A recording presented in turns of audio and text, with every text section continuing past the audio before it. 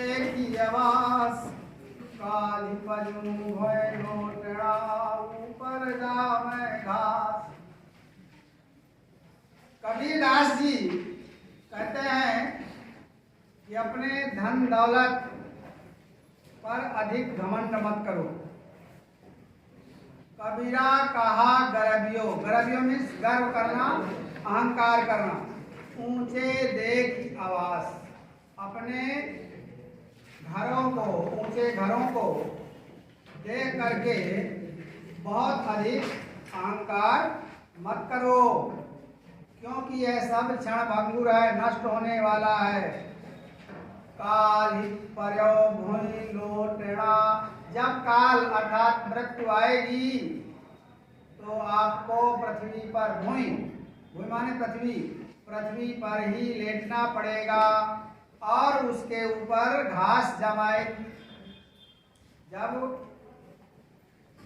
मिट्टी में दफन कर दिया जाता है, बाद में घास जमेगी नहीं जमेगी, घास टूटेगी। इसलिए अपने धन दौलत, अपनी युवावस्था, अपने ऊंचे ऊंचे घरों को देख करके अत्यधिक अहंकार मत करो, क्योंकि जब समय आएगा, जब मृत्यु का समय आएगा तो इस पृथ्वी पर ही लौटना पड़ेगा, लेटना पड़ेगा और उसके ऊपर घास उगाएगी। कबीरदास जी कहते हैं यह पूरा संसार और यहाँ के सभी भौतिक सुख साधन क्षण भंगुर है, नष्ट होने वाले हैं। इसलिए मनुष्य को कभी भी अपने ऊंचे महलों, घरों, धन दौलत पर अहंकार, गर्व नहीं करना चाहिए, क्योंकि ये सभी वस्तुएं नाशवान हैं। अतः कुछ ही दिनों में ये धरती पर गिरकर नष्ट हो जाएंगी और इन पर घास उग आएगी। अगला, यह ऐसा संसार है जैसा सेवल फूल, दिल दस के व्यवहार को झूठे रंग न भूल। कबीरदास जी कहते हैं यह संसार सेमल के फूल के समान है। सेमल का जो वृक्ष होता है उसमें कांटे कांटे लगे रहते हैं और लाल बड़ा फूल होता है, लेकिन सुगंध नहीं होती, दुर्गंध होती है, लेकिन दूर से देखने पर बहुत अच्छा लगता है। कबीरदास जी कहते हैं यह सारा संसार सेमल के फूल के समान सुंदर दिखाई देता है। सेमल का फूल लाल रंग का होता है और जब खिलता है तो सबको अपनी ओर आकर्षित कर लेता है, परंतु यह आकर्षण कुछ समय के लिए होता है, बहुत जल्दी वो सूख करके गिर जाता है। दिन दस के व्यवहार को झूठे रंग न भूल। इसलिए दिन दस के जितने समय तक इस संसार में रहना है, इस संसारिक मोह माया के चक्कर में न पड़ करके भगवान का स्मरण करो, क्योंकि ये जो संसार में सब दिखाई देता है ये सब नष्ट होने वाली वस्तुएं हैं। कबीरदास जी कहते हैं कि हे मनुष्य, तू सेमल के फूल के तरह आकर्षक संसार के मोह में मत पड़ो। यह आकर्षण कुछ समय का ही होता है। यह अवसर चेता नहीं, पशु जी ज्यों पाली देह, राम नाम जाना नहीं, अंति पड़ी मुख के। ये अवसर, अवसर मीन्स समय, चेता माने चेता नहीं, पशु ज्यों, पशु की तरह अपनी देह माने शरीर का पालन पोषण किया, भगवान के नाम को जाना नहीं, अंत पड़ी मुख देह, अंत में मुख में धूल ही पड़ेगी। कबीरदास जी यह कहते हैं कि यह मनुष्य का जो जीवन है अत्यंत मूल्यवान है, बहुत कठिनाई से प्राप्त होता है। यह जीवन बार बार नहीं मिलता, इसलिए मनुष्य को इस मनुष्य जीवन का महत्व समझना चाहिए और भगवान का स्मरण करना चाहिए, क्योंकि यदि हम अज्ञानी बने रहे और पशु की तरह अपने शरीर का पालन पोषण किया,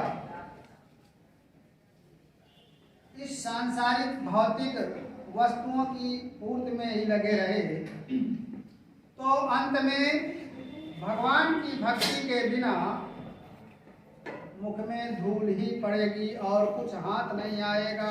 इसलिए परमात्मा का स्मरण करो, जिससे कि मोक्ष की प्राप्ति हो। बार बार आवागमन के चक्कर से, जन्म मृत्यु के चक्कर से, बंधन से मुक्ति मिल जाए। अगला, यह तन काचा कुंभ है, लिया फिर ऐसा साथ, ढबका लागा फूट गया, कछु ना आया हाथ। कबीरदास जी कहते हैं यह तन, तन माने शरीर, काचा माने कच्चे, कुंभ माने घड़े के समान है। कच्चे घड़े में जरा सा धक्का लगने से वो टूट जाता है, कुछ हाथ में नहीं आता है। अतः कबीरदास जी कहते हैं कि जिस शरीर को तुम अपना मानते हो, बहुत संभाल कर रखते हो,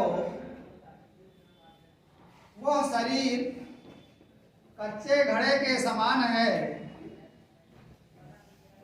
जिसका कोई ठिकाना नहीं है। थोड़ा सा कष्ट आने पर भी यह नष्ट हो जाता है। जिस प्रकार मिट्टी का कच्चा घड़ा जरा सी ठोकर लगते ही टूट जाता है, उसी प्रकार से यह तुम्हारा शरीर भी क्षण भर में नष्ट हो जाएगा। इसलिए माया मोह को त्याग करके ईश्वर का स्मरण करो। कबीरा कहा गरबियो देही देखी सुरंग, बिछड़िया मिलबो नहीं ज्यों कांचली भुजंग। अपने सुंदर शरीर को देख करके, सुरंग गोरे सुंदर शरीर को देख करके घमंड मत करो, क्योंकि जब ये बिछुड़ जाएगा, मृत्यु हो जाएगी, तो पुनः ये शरीर नहीं मिलेगा। जिस प्रकार से सांप की केचुल निकल जाती है और फिर वो केचुल उस सांप में नहीं चढ़ती है, अर्थात दोबारा अगर सांप चाहे भी तो उस केचुल में प्रवेश नहीं कर सकता है। कबीरदास जी कहते हैं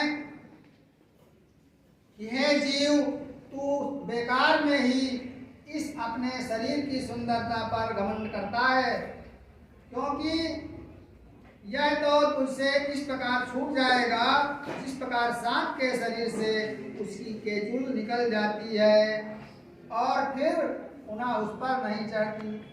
उसी तरह उम्र ढलने के बाद वृद्धावस्था पर पुनः वो रूप, वो सौंदर्य दोबारा नहीं प्राप्त होगा। कबीरदास जी के कहने का तात्पर्य यह है कि इस भौतिक संसार में केवल मात्र एक ईश्वर ही सत्य है और बाकी सब मिथ्या है। अतः उसी को पाने का प्रयत्न करना चाहिए। जय श्री राम।